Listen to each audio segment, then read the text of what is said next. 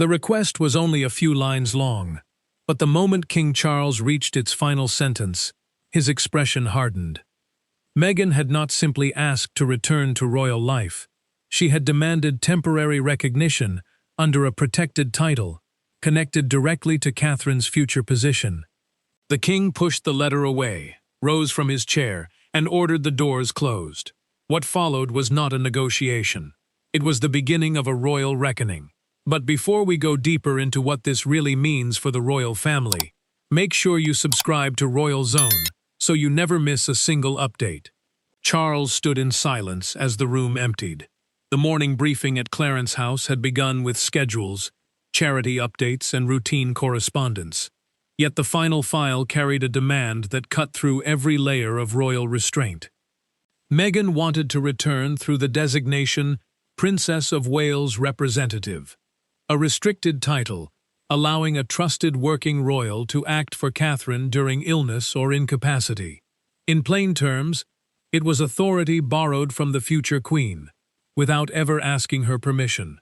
The king read the proposed duties again: public appearances, charitable roles, palace representation, security privileges, a place beside senior royals. Meghan was not asking to help from a distance. She wanted to step directly into Catherine's space, while the princess was focused on protecting her own health.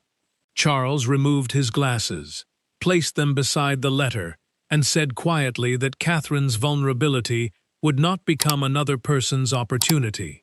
His voice stayed low, but the anger beneath it filled the entire room. Charles understood exactly what was at stake. Catherine's position had been built through years of service, discipline, and trust.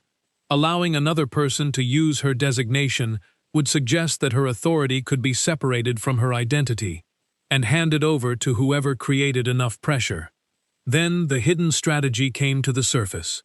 A highlighted paragraph showed that Meghan's team had already prepared draft announcements in California. The language praised reconciliation, duty, and modern service, as though the palace had already agreed. Charles saw the trap immediately. Accept the proposal, and Meghan returned with royal authority. Reject it publicly, and the monarchy could be accused of cruelty. William arrived minutes later, after an urgent summons. He found his father standing near the fireplace, gripping the request without speaking. The prince sensed immediately that this was no ordinary family dispute. Charles offered no greeting. He looked at William and asked, "Has Catherine seen this?" William's answer changed the entire atmosphere in the room. Catherine had seen it, and she recognized the exact wording. Those phrases had been spoken before, during a private confrontation the family believed had been buried forever.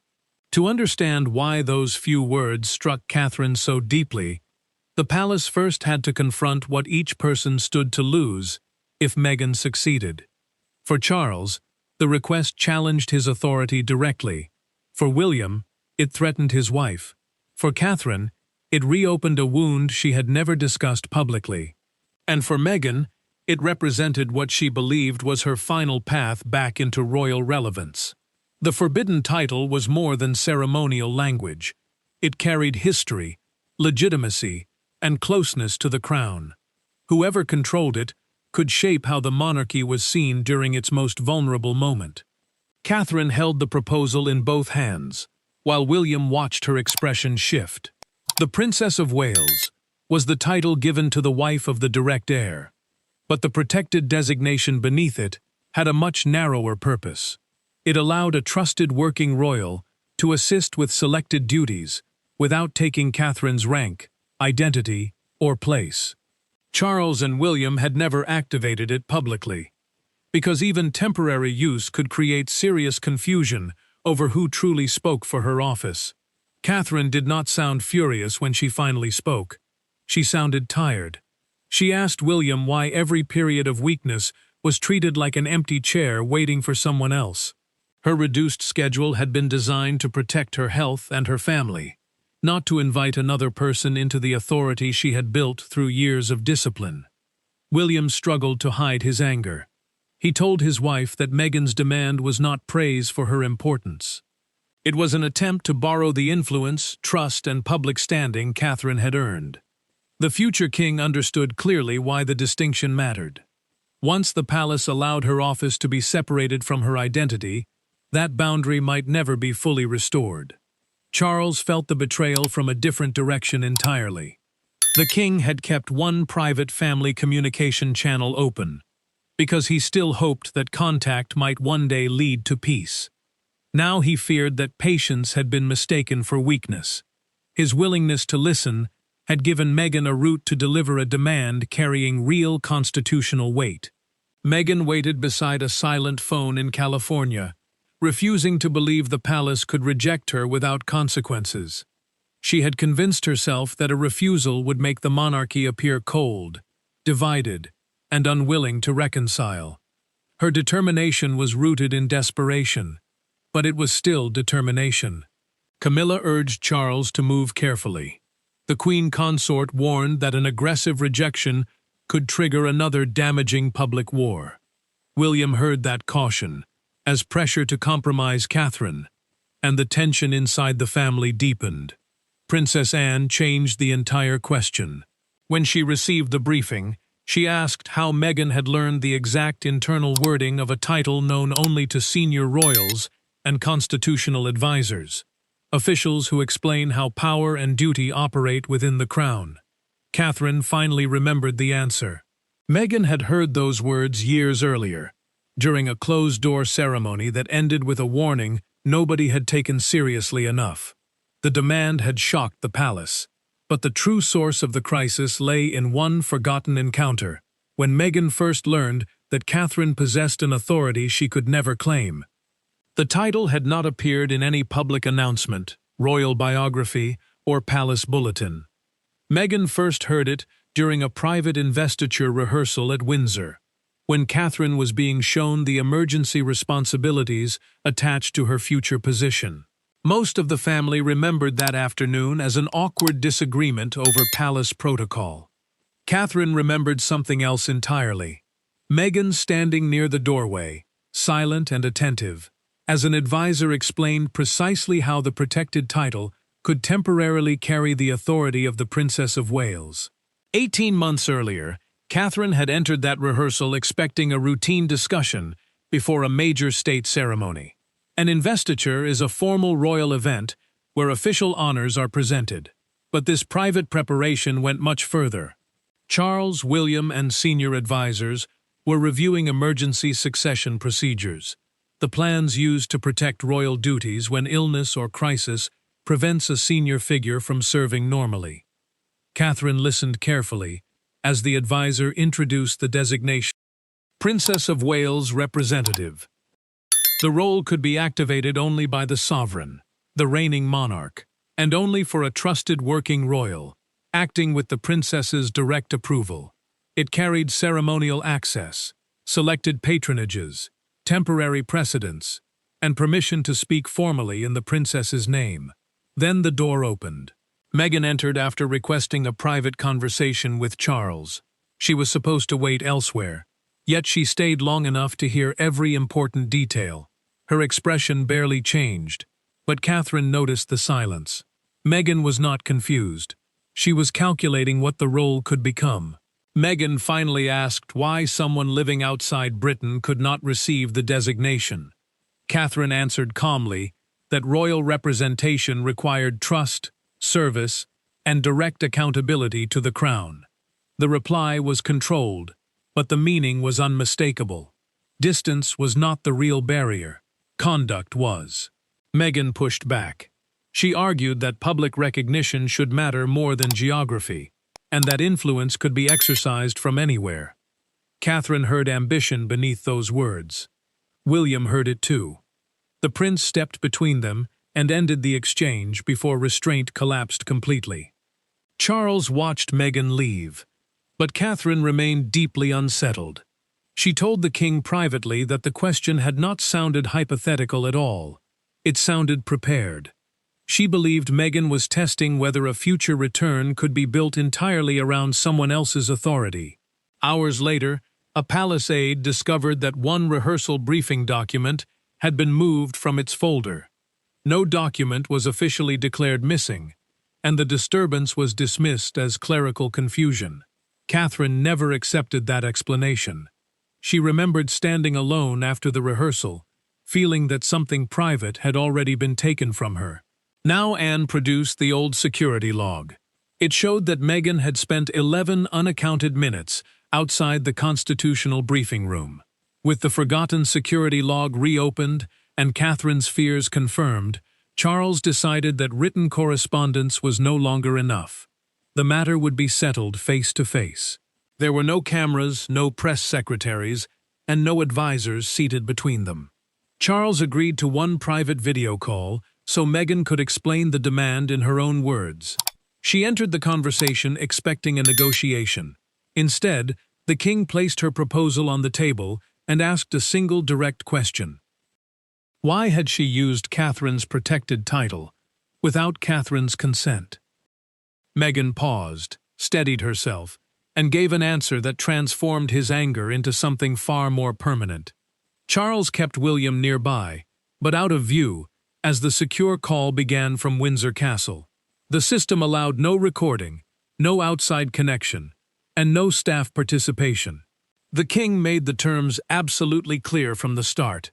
This was about constitutional boundaries, the rules that control how royal authority is used, not about personal reconciliation or family forgiveness. Meghan refused to accept that distinction. She said she was not stealing Catherine's identity. She claimed she was offering protection while the princess followed a reduced schedule. Charles leaned forward and answered with a sentence that ended any remaining illusion of compromise. Protection, he said, does not begin by exploiting another woman's absence. Meghan's frustration broke through entirely. She spoke of global influence, charity work, public reach, and the ability to modernize an institution she believed had pushed her aside. She argued that the palace had consistently ignored what she could still offer. The demand was no longer framed as service. It sounded like a debt she believed the monarchy owed her. Charles remained completely still, until Meghan called the roll unused authority. Then the king struck the desk once with the side of his hand.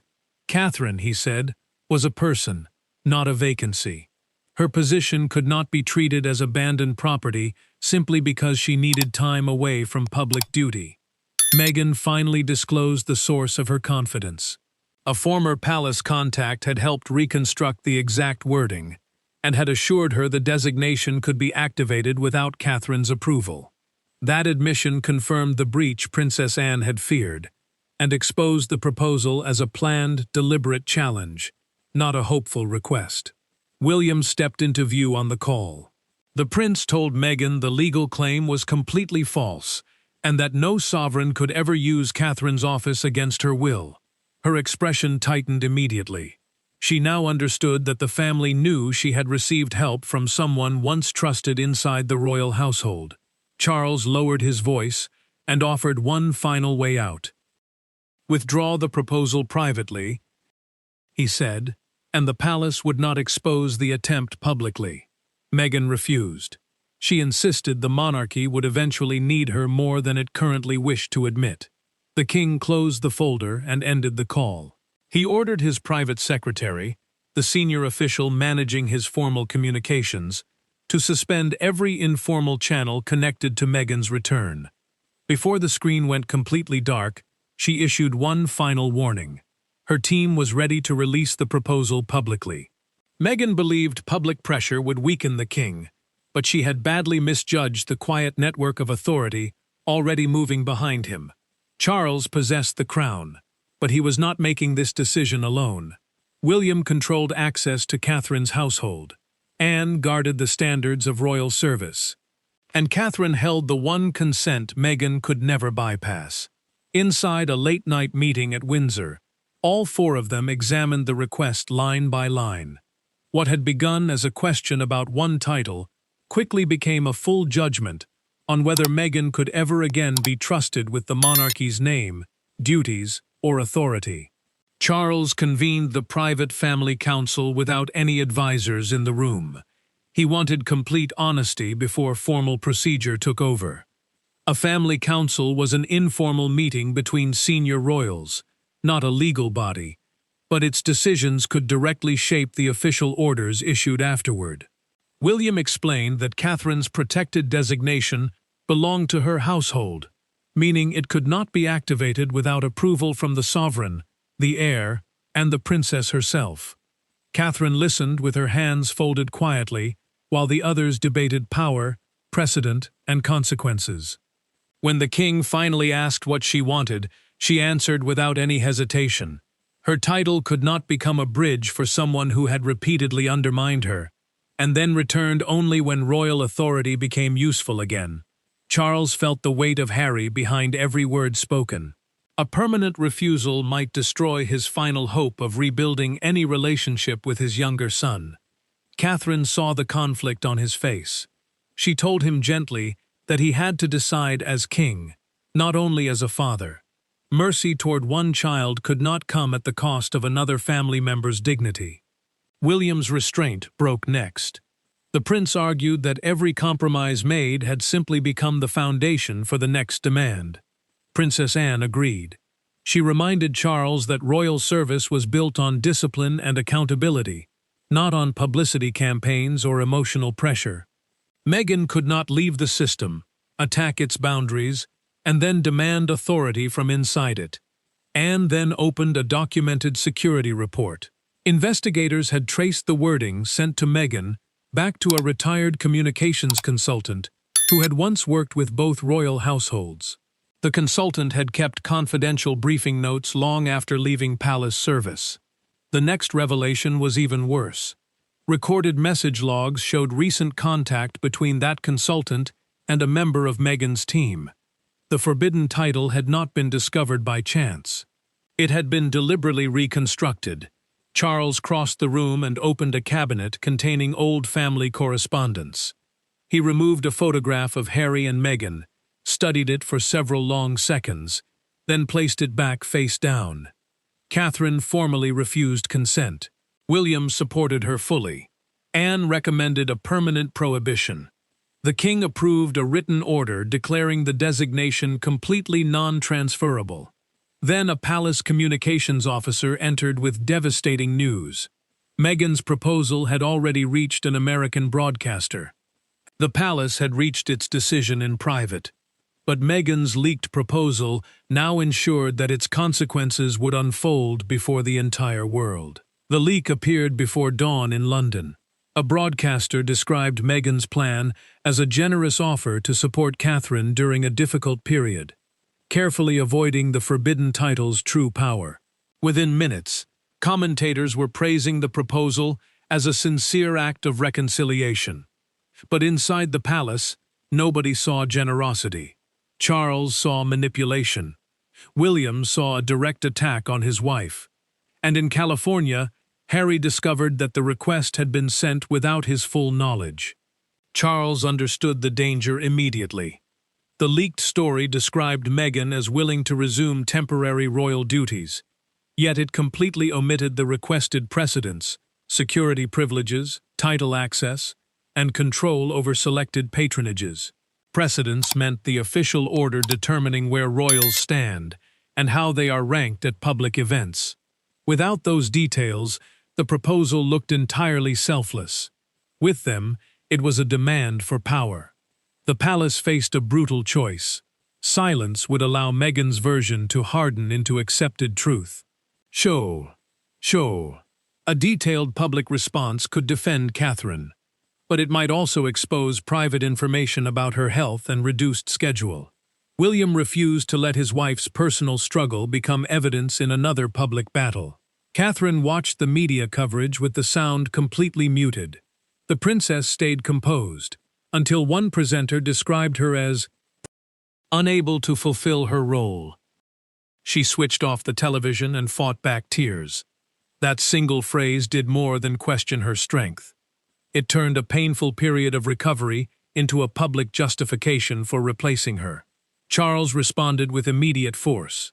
The king ordered the restricted designation removed from all contingency planning. the emergency system used to keep royal duties functioning during illness or crisis. No outsider would ever again be able to interpret it as a route back into the monarchy. Harry confronted Meghan after reading the complete proposal in California. He pushed a chair aside and demanded to know why his name had been attached to a plan he had never approved. She insisted that waiting had achieved nothing. He answered that she had transformed his genuine hope for family reconciliation into a campaign for institutional power. Meghan finally admitted that the former palace consultant had promised her that Charles would surrender once the proposal became public. Harry understood then that the leak had never been an accident. It was the pressure mechanism from the very beginning. William received even darker confirmation. A copied media plan contained prepared headlines, interview themes, and carefully designed pressure points, all intended to portray Catherine as the woman blocking another woman's service. The prince saw cold calculation where the public had first seen compassion.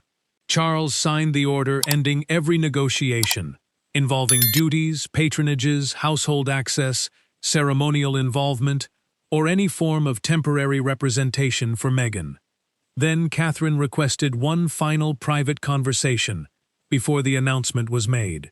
She did not want the final judgment delivered as revenge. Catherine had every reason to demand punishment, but in the quiet before the announcement, she chose to speak not as a future queen, but as a woman who understood what permanent separation could truly cost. Catherine entered the king's private sitting room without William, aides, or legal advisors. Charles expected her to push for the strongest possible response. Instead, she asked him to separate Meghan's actions from Harry's future entirely. The princess did not soften her refusal. She did not forgive the attempted use of her title. But she understood clearly that one decision could close more than a professional door. It could permanently destroy the last personal path between a father and his younger son. Catherine had insisted on speaking alone because she wanted Charles to hear her without pressure from competing households. The formal order was the written decision that would define what royal roles, duties, and access remained available going forward.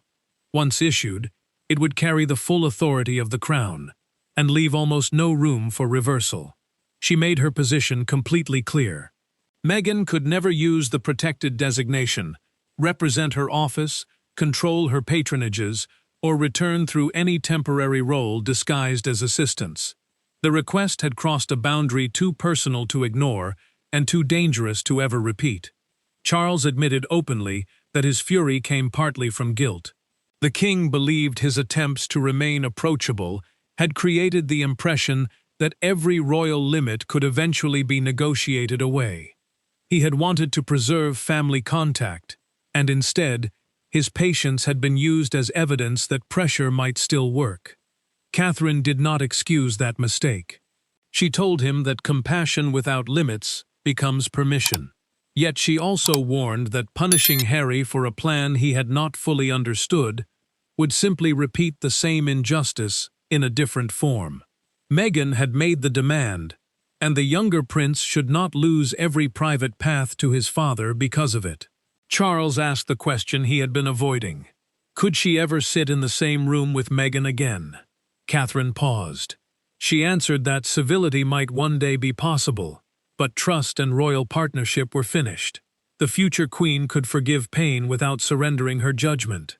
She could remain humane without pretending the betrayal had never happened. The king revised the order. Meghan's institutional return would remain permanently closed, but a narrow private channel would stay open for Harry to contact his father, outside of all royal business. Catherine then made one final request. The palace must not disclose her personal health details when correcting the leaked story, even though those facts would have made Meghan's strategy appear far more ruthless to the public. Charles took the original proposal and tore away the page containing Catherine's restricted title. He placed it into the fire, but kept the remaining pages as documented evidence. Before she left, the king thanked her for protecting the crown, and for protecting the part of him that still hoped to one day speak with his son again. By sunrise, Catherine's title had been fully protected, and Meghan's path back had been permanently closed. But the public had yet to hear the words that would define the entire confrontation. The palace statement contained no insults and revealed no private medical information. Its language was brief, almost cold. Catherine's office could not be transferred, borrowed, represented, or used as a route into royal service without her personal consent. Meghan's proposal had been rejected permanently. Then one newspaper published the headline that completely changed the mood of the entire national debate, transforming what had been presented as an offer of help into a struggle over identity, authority, and trust. Buckingham Palace confirmed that no person living outside the working monarchy could hold, share, or temporarily exercise any authority connected to the Princess of Wales. The working monarchy meant the small group of royals carrying out official duties on behalf of the crown. The statement also ended every rumor of ongoing negotiations over patronages, public representation, ceremonial roles, security arrangements, or any return to formal royal service. The public response shifted within hours. A major London newspaper placed Catherine on its front page beneath 5 words that cut straight through the confusion. Her title is not an empty chair. The headline turned the entire argument away from sympathy and toward consent. Meghan's proposal no longer looked like simple, generous help. It looked like an attempt to step directly into another woman's authority. Outside Kensington Palace, a small crowd gathered near the gates. One woman placed white flowers beside a handwritten card that read simply, "Service cannot be borrowed." Others stood quietly nearby, their presence reflecting a national mood that no palace statement could ever manufacture through official language. A veteran royal commentator sharpened the debate during an evening broadcast. In a recorded studio discussion, he said the issue was not whether Meghan deserved forgiveness. It was whether forgiveness could ever include restoring power that no longer belonged to her. Meghan's supporters pushed back hard. They argued that the palace had rejected genuine initiative and closed yet another path to reconciliation.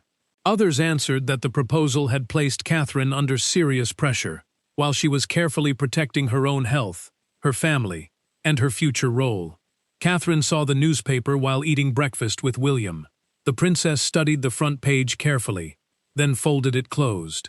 She did not want their children to see her identity being publicly discussed, as if it were open property. The prince understood the quiet gesture immediately. Even strong public support could still feel like another form of painful exposure. American media outlets then obtained the complete proposal. The sections requesting precedence, security privileges, title access, and full patronage authority completely destroyed the earlier public story of simple charitable assistance. Meghan watched the corrected coverage in silence. After receiving confirmation that no further palace response or negotiation would come, she turned off her phone. The headlines would eventually fade, but the final judgment reached far beyond one rejected proposal, leaving Charles, Catherine, William, Harry, and Meghan to live with what could no longer be undone. In the end, Meghan's request failed because it fundamentally misunderstood the true source of royal authority. Catherine's position did not exist simply because a title had been written beside her name. It had been built through years of service, restraint, loyalty, and trust. Charles's fury was not only about royal protocol, it came from seeing a woman's vulnerability treated as an opening, and a family relationship turned into leverage. The final verdict therefore became personal, constitutional, and absolute. Charles issued the permanent order without hesitation. Meghan could never use Catherine's restricted designation, or any title suggesting that she represented the princess, the Wales household, or the working monarchy. The Wales household meant the official team supporting William, Catherine, and their royal duties. That boundary now carried the full authority of the crown. The palace closed every institutional path back.